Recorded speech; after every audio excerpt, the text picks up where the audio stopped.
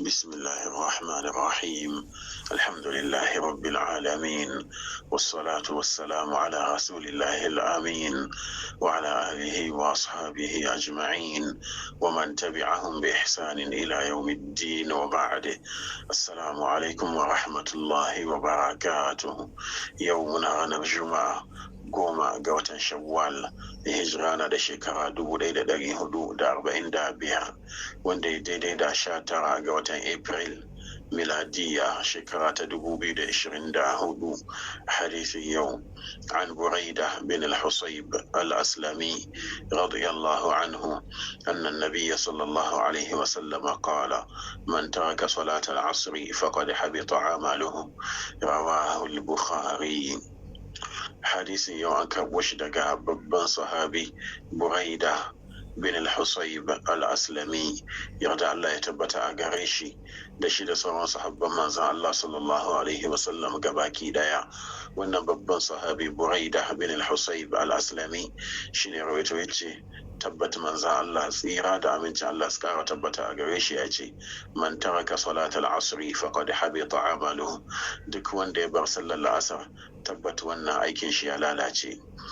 Ma'anar hadisin kenan ta kaice Allah subhanahu wa ta'ala ya fahimtar da mu kenan yawa cikin wannan hadisi manzon Allah sallallahu alaihi wasallam yana tabbatar mana cewa ainihin duk wanda ya bar sallar asar, ma'ana da gangan yake yin sallah har sai da ainihin lokacin ya wuce, to tabbata wannan aikin shi ya lalace.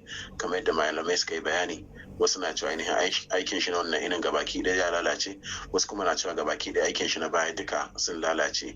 Allah ya tsare mu. Wannan kina Allah subhanahu wa ta'ala ya fahimtar da mu. Allah ya samu daga cikin masu sauran magana tare da aiki da mafi kyau daga ciki.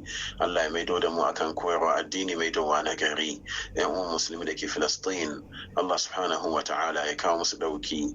Allah ya ba mu zaman lafiya da arziki mai yawa mai albarka a cikin kasanmu da sauran kasashen musulmai. Allah ya tsare mu ya kare mu game da fitintinu da tashin hankali. Kada mu manta yau muna ranar Juma'a, mu yau ta salati ga Annabi sallallahu alaihi wasallam a cikin dukkanin lokutan mu, musamman a cikin wannan babbar rana. Allahumma salli ala Muhammad wa ala ali Muhammad kama sallaita ala Ibrahim wa ala ali Ibrahim innaka Hamidum Majid. Allahumma barik ala Muhammad wa ala ali Muhammad كما باركت على إبراهيم وعلى آل إبراهيم إنك حميد مجيد.